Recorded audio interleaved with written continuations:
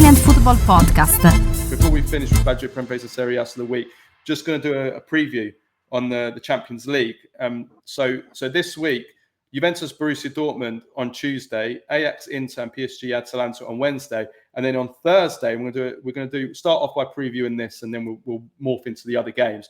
Man City versus Napoli at the Etihad on Thursday at 2100 CET. Champions League match day 1. So this is the big game of the week. Really, really exciting game. I'm really, really looking forward to it. Me too. I'll go through the team news before and some of the probable 11s before we talk about the game. So first of all, City have a few players out. Armand Mamouche, Ryan Cherki are definitely out. Kovacic has got an Achilles injury. We'll see if he's back in time, but he definitely won't start. Napoli do have a few players out. They have Lukaku, who's not even in the Champions League squad, of course, and Rachmani has a thigh injury. He's out for another 2 weeks. Gutierrez is out as well. David Neres did come back in that game at the weekend, so he's available again.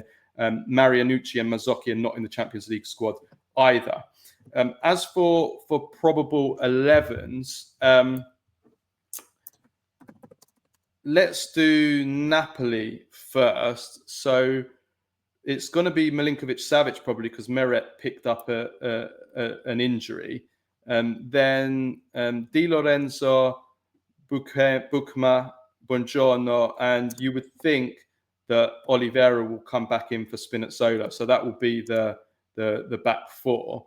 Then in midfield, we're probably going to be going with that 4-4-1-1 formation, which will be Politano on the right, and then the 4 centre midfielders all put into the same team by Antonio Conte, with Lobotka, Anguissa, De Bruyne, and McTominay playing more from the left.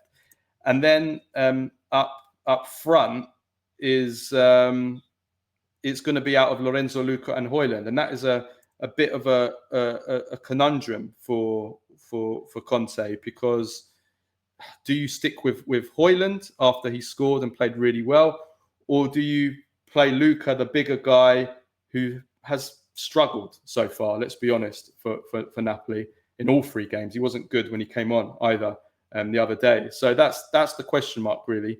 Other than that, I don't know if I see any other changes. To be honest, I mean, Buongiorno or Juan Jesus, I would think you'd play Buongiorno against the aerial threat of Haaland. Surely he will play, you would think. Bukema has to play. And then it's Oliveira or Spinazzola. I think you go for the slightly more defensive option maybe in Oliveira.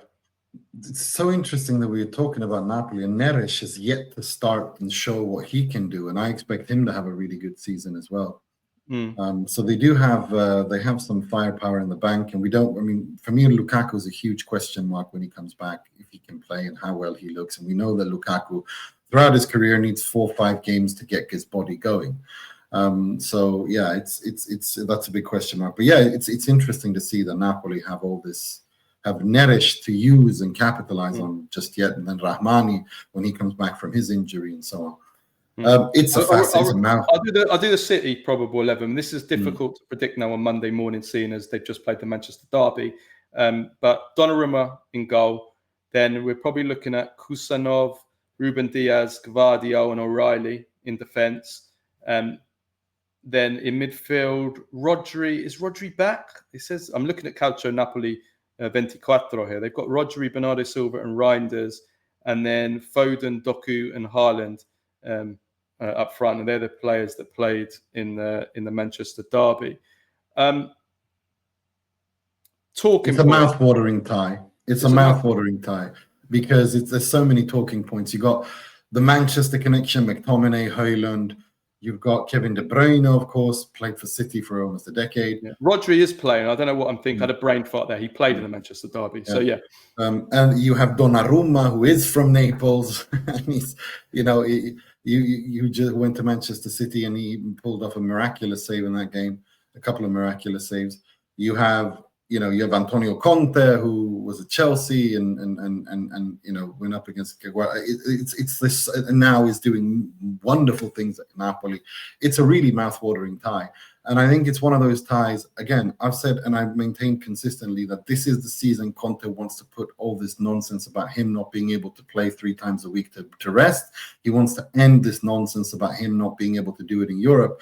Well, what better way to start off your Champions League campaign by delivering the goods against Manchester City and showing that you have a team that is on your side all the way, that you're on the same page as them and they're on the same page as you, and they will execute and follow your game plan to the letter.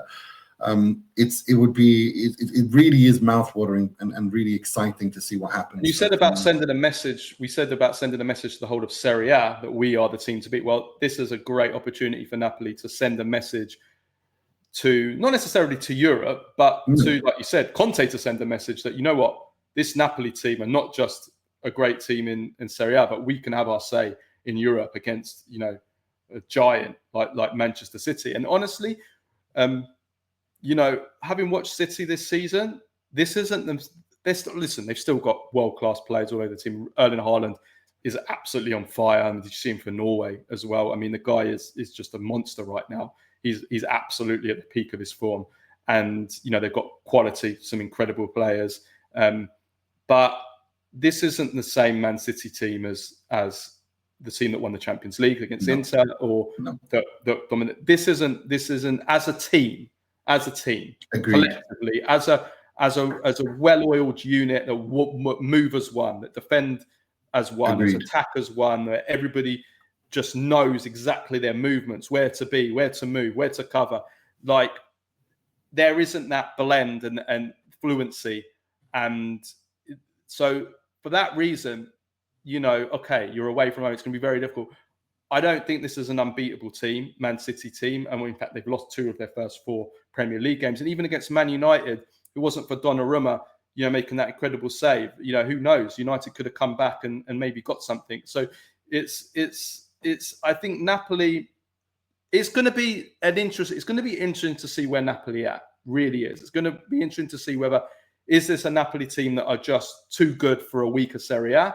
Or is this a Napoli team that actually, in Europe, can have their say against the best of the Premier League and the best? So that's why I'm really looking forward to it. It's going to be an eye-opener to just how good this Napoli team are. I don't know. Maybe I don't think it's that decisive. Maybe I misunderstood you, but I think it's a good way to see, because I have them reaching the semi-final. But I think it's a good measurement, at least from where I stand, that to see, okay, how well can they put up in terms of indications of where they're going to be this season. Nothing definitive, but a nice little indication of where they are, if that makes sense. I don't read too much into it, given that the Champions League format is this league stage format now. I think that the most important thing for Napoli is to finish in the top 8 and try to get to the round of 16 and not play that middle knockout stage and then see where they are. The other question I want to ask you is, this is Kevin De Bruyne's return to Man City, just months after leaving. 10 years at Manchester City, 6 Premier Leagues, won 19 trophies, 119 assists in the Premier League, which is only Ryan Giggs has more, which is just insane. A genius, one of the best players of his generation. But is he the greatest Premier League player of all time? For me, he's definitely top 3. I have a player, though, as the number 1. Who is your number 1? Where top did you put the Premier League player, best Premier League player of all time? Since the Premier League was formed in 1992, since football was born in 1992. Didn't exist before then. Exactly. It was hard to go past Ryan Giggs, man. Like the longevity and high quality and like you talk about. We were talking about Modric, about the longevity and the level to play. I mean, look at what Ryan Giggs did. I mean, can you go? I mean, yes, were there players that had higher peaks? Yeah, Cristiano Ronaldo's season when he won the Ballon d'Or was ridiculous. But if I look at longevity and high quality, a high level, consistently in many different positions, winning Champions Leagues as well, part of a treble. Ryan and how Giggs. many win? Yeah, it's a difficult one. I think if you're going for longevity, you No, might not just longevity, but like, yeah, I mean, you maybe go Ryan Giggs, and then you have to add in the trophy hall and then blah blah blah. But I can't go. And maybe I'm a bit biased because Arsenal are my English team, but I can't go past Thierry Henry because that guy, the levels that he played at was no one reached his levels. He was unplayable. He was unstoppable. There's very few players in history in any level. Not obviously we're talking Premier League level, but where you say, right, that player was unstoppable for a period of time. You've got Messi, you've got Maradona, you've got Pele. These kind of players. Ronaldinho maybe for a couple of years where they were just unstoppable. They were unplayable. Thierry Henry for a few years, 3 or 4 years, he was unplayable. Like he was unstoppable. Look, I think the argument against both Thierry Henry and Giggs is that for large parts of their peaks or their careers, rather, not peaks, their careers at Arsenal and United, the Premier League was not the best league in the world. The argument to be made for Kevin De Bruyne is that for his entire tenure, where he dominated the Premier League, the Premier League was the best league in the world. So I think it depends on your thing.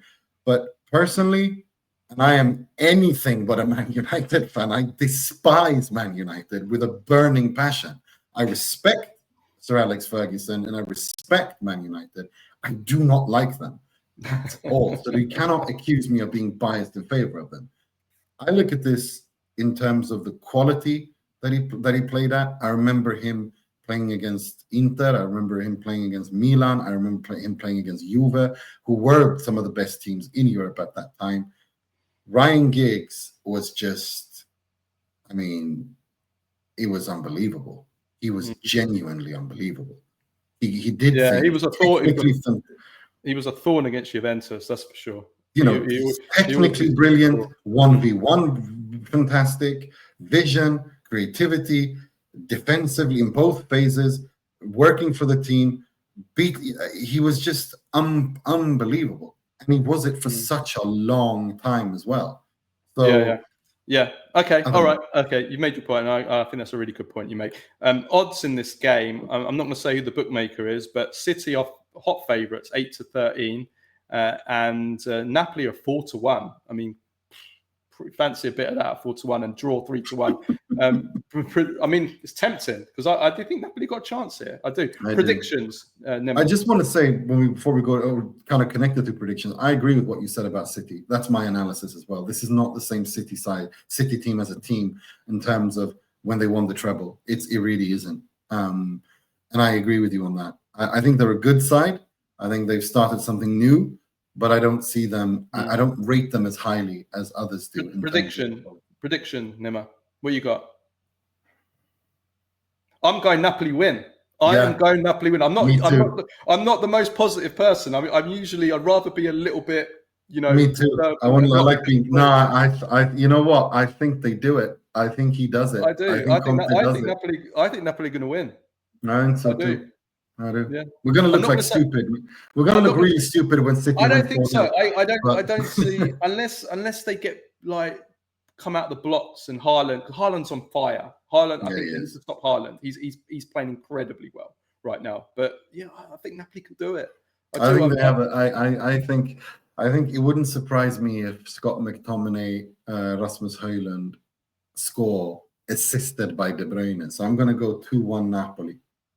Okay, I'll go along with that. Just quickly, another fixtures because we have to just cut to us looking like absolute idiots when City steamroll Napoli 5-1. Yeah, for sure. Juventus, Borussia Dortmund. I mean, yeah, Juventus need to get a win there. I'll never be 100% confident of Juventus in Europe. I wasn't last season either, but this Borussia Dortmund team are not particularly great either. I don't really see Juventus losing that game, but we'll hope they can get the win. Inter, Ajax are not a good team at all. I'm expecting Inter to win that. PSG, Atalanta, though, usually you would say PSG, but PSG have got a lot of players out. They've got their entire front line out. Dembele, Doué, Kvara got injured at the weekend as well. So you're still fancying PSG, but maybe Atalanta have there is an opening here. There is an opening more of an here. opening there than you would have thought. Yeah, I think I so still expect PSG to win, but I'm saying it's not a foregone conclusion. That's in Sweden when we have every weekend when we do the whole like betting thing. You have one thing that every bookmakers has and says, risk for upset. This is the game that you mark as risk for upset. That Atalanta could do a madness here because it means that you expect PSG to win. They're the favorites, but there's a risk for an depends upset. also on, I think that's an upset. Yeah, but we have also to accept that Atalanta got some important players out. Is Ederson back? I'm not sure. Lookman's not going to play. Scamacca, is he back? Like they're all missing.